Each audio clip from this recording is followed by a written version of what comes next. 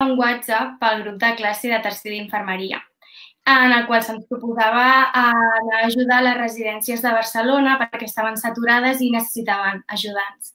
I nosaltres, jo i la meva colla, no ens ho vam pensar i vam accedir. Recordo llegir el WhatsApp i pensar, vale, estic a casa, jo ara mateix tinc 3 anys d'estudi, potser no tinc la carrera, però alguna cosa sé, alguna m'han ensenyat.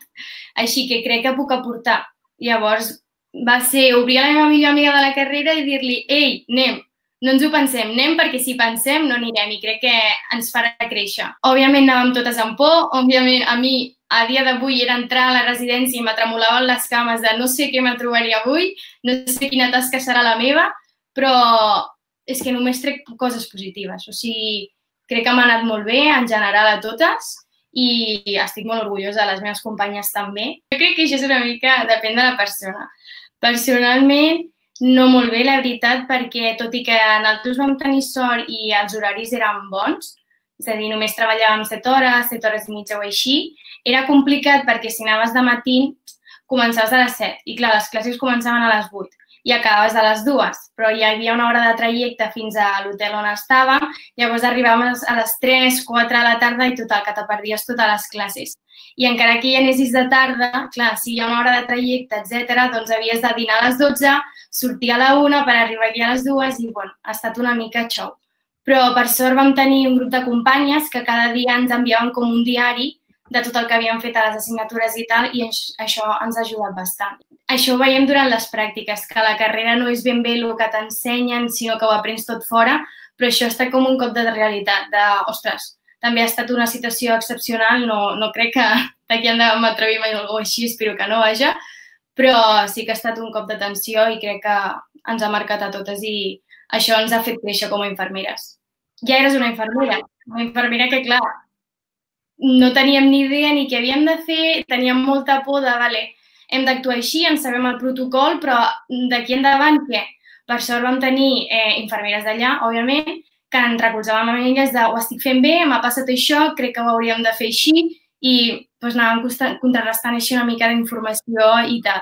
Espero i desitjo que serveixi per un canvi de xip a l'hora de fer retalls, que ens adonem tots que la sanitat és una cosa important. Sí que en aquest cas ningú estava preparat, perquè ningú s'espera alguna cosa d'aquesta magnitud, però espero que serveixi d'ajuda.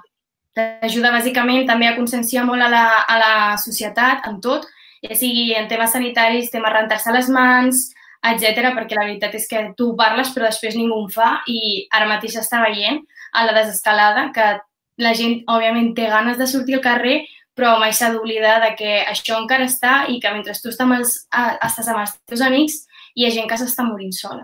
Llavors, esperem que serveixi per conscienciar en tot lo general. Com em sentia, què m'havia passat en aquell dia, per això, per conscienciar en plan, això és real, jo ho estic vivint i me coneixes, em segueixes, saps qui soc. Llavors, ho vaig intentar, però sí que és veritat que això ha afectat de manera molt diferent a la gent.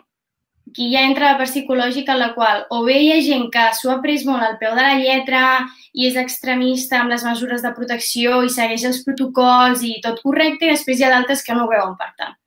Que encara que vegin els teus vídeos o mirin les notícies no ho veuen per tant i jo conec gent que han tingut familiars infectats, familiars que s'han mort i tot i així no ho veuen per tant. Llavors, clar, aquí entra una mica la personalitat, és una mica tot molt subjectiu, en veritat. La falta d'empatia. És a dir, jo deixar la meva ciutat, deixar la meva família, deixar de banda, entre cometes, els meus estudis i marxar sola, treballar i ficar tant d'esforç en una cosa per després sortir del meu horari laboral i sortir al carrer i veure la gent com és que és igual, no serveix de res el que he fet si tu ara mateix quedes amb gent sense mascareta, sense el distanciament, sense res, perquè és com que tires per la borda tot el que jo he estat intentant aquestes 8-9 hores. Dins de la residència era un món de, Mireia, has de cuidar, has de protegir, has de salvar i després fora és com no serveix de res.